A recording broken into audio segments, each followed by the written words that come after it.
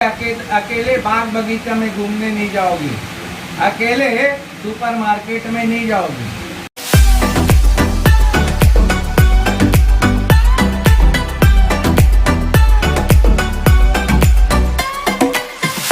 करने के लिए, अनुष्ठान करने के लिए आप जब बैठो तो बिना मेरे ये नाटक का मत करना, बिना मेरे कोई अनुष्ठान में मत बैठना, बिना मुझको साथ में लिए भगवान की पूजा नहीं करना। तीर्थ व्रतोद्यापनम यज्ञ दानम मया सहत्व यदि कांतः कुर्यात् वामंगम मायामी तदा त्वं प्रियम जगात। कन्या का ये पहला वचन है। दूसरे वचन में कन्या कहती है हव्य प्रदानेर मरात् प्रीतिश्च काव्यम प्रदानेन यदि पूजयेथा वामांग मायाति त्वदात् तदीयम जगात कन्या वाचनम द्वितीय। कन्या कहती है कि हव्य से देवताओं को जो अभी हम आहुति दिए हैं वो देवताओं का भोजन है। तो आप जब कभी भी देवताओं को भोजन कराएं तो आप मुझको साथ में लेकर के पुण्य के सहभागी मुझको भी बनाएं। आप अकेले अकेले पुण्य का काम ना करें, तब मैं आपके वामंग में जाऊंगी। तब भी जो होता है वो पितरों की संतुष्टि के लिए होता है। जो पितृ देवता होते हैं उनको कर्म प्रदान करके हम संतुष्ट करते हैं। तो जब कभी भी ब्राह्मणों का भोजन हो पितरों के निमित्त, तो ब्राह्मण भोजन के समय में भी आप मेरे साथ में मुझको लेकर के कव्य प्रदान करेंगे, तभी मैं आपके वामंग में आऊंगी, अर्धांगिनी बनूंगी, अन्यथा नहीं बनूंगी। तो दूसरा वचन भी आपको स्वीकार है। तीसरे वचन में कन्या कहती है कुटुंब रक्षा वर्णो यदि त्वं, मेरे साथ साथ आप मुझको विवाह करके लेकर के जा रहे हैं तो मेरे उधर का भरण पोषण करने के साथ साथ घर में जो छोटे छोटे बच्चे हैं, घर में जो माता पिता हैं, घर में जो परिवार हैं, उन सारे परिवारों का भी मेरे साथ में आप भरण पोषण करोगे, तभी मैं आपके वामंग में आऊंगी। चौथे वचन में कहती है आय व्यय, आप कितना कमाते हैं उसका हिसाब आप इनको दोगे, तब ये आपके कितना आपने कमाया और कितना आपने खर्चा किया। आय मतलब आवक, व्यय मतलब जाना। तो आय व्यय धान्य धनादिकानम दृष्टवा निवेश प्रगृहम निदन्या वामांग मायामी तदा तदीयम जगाद कान्यम वाक्यम चतुर्था। चौथे वचन में कन्या कहती, पांचवा वचन कन्या बोलती है देवालयाराम तड़ाग कूपा, अर्थात देवालय मतलब मंदिर।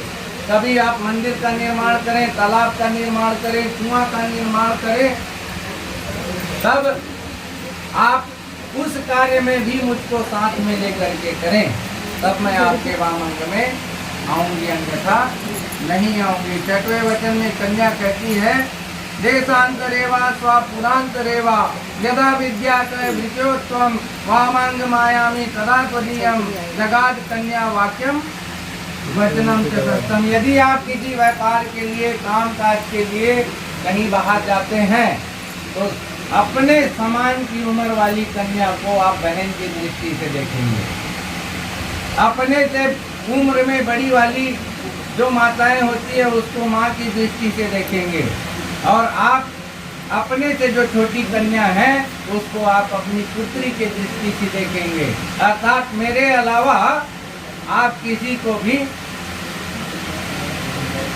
नहीं देखेंगे, तब मैं आपके वामंग में जाऊंगी। कन्या का ये छठवां वचन है। और कन्या का सातवां वचन है न सेवनीयम परदारितीय त्वया भवम भामिनी कामिनी वामांग मायामी तदा त्वदीयम जगाद कन्या वाक्यम वचनम च सप्तम।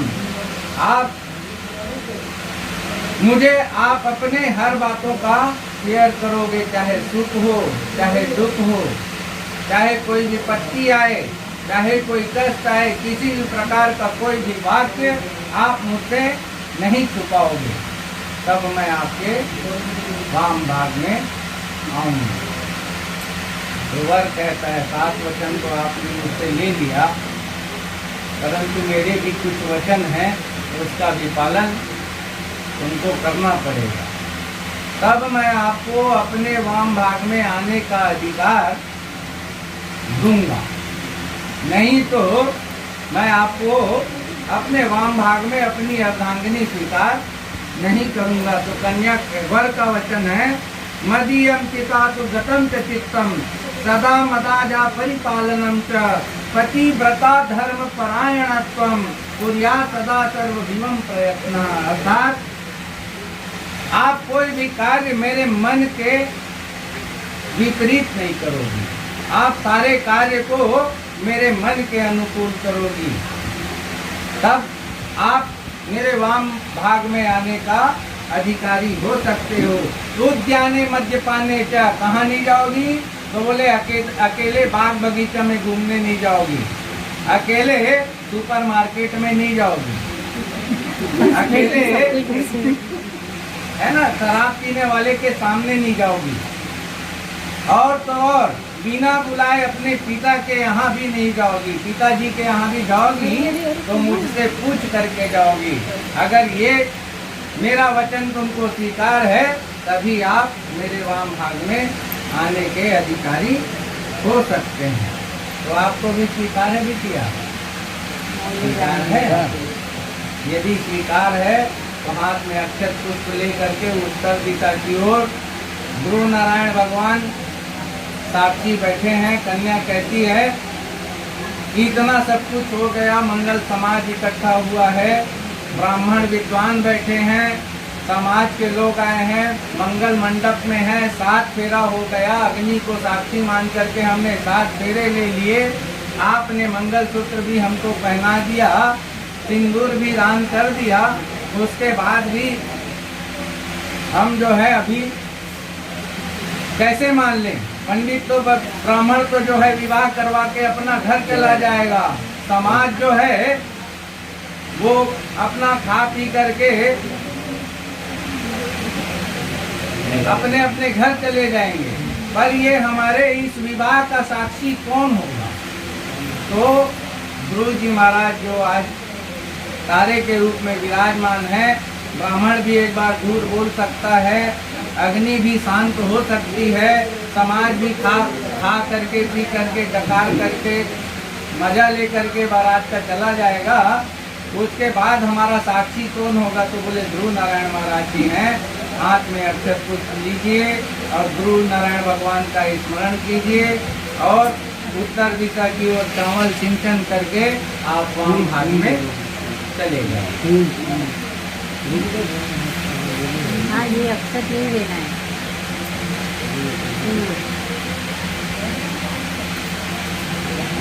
उत्तर दिशा में तोड़ करके आप भी भैया आप उत्तर दिशा में अक्षत का नाम करिए ध्रुव महाराज को, आपका जीवन मंगलमय हो और साक्षी रहें सदैव आप लोगों की पूरी का सभावना। अब आप खड़े होकर के इधर आ जाइए।